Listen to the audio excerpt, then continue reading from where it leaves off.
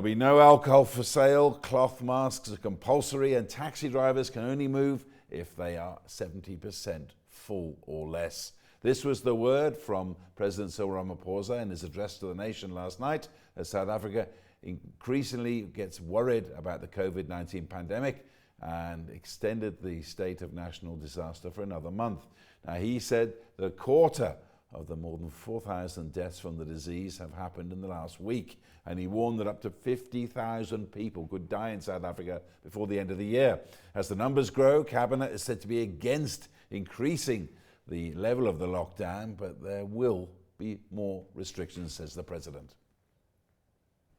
As we head towards the peak of infections, it is vital that we do not burden our clinics and hospitals with alcohol-related injuries that could have been avoided. This is a fight to save every life, and we at the same time need to save every bed in our health facilities.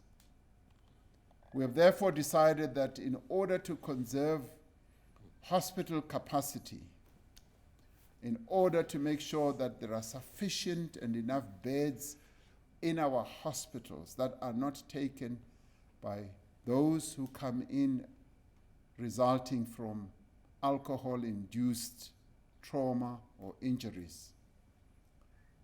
We've now decided that the sale, the dispensing, and the distribution of alcohol will be suspended with immediate effect. There is now clear evidence that the resumption of alcohol sales has resulted in substantial pressure being put on hospitals, including trauma and ICU units, due to motor vehicle accidents, violence, as well as related trauma that are alcohol-induced. Most of these and other trauma occur at night. Therefore, as an additional measure to reduce the pressure on hospitals, a curfew will be put in place between the hours of 9 p.m. and 4 a.m.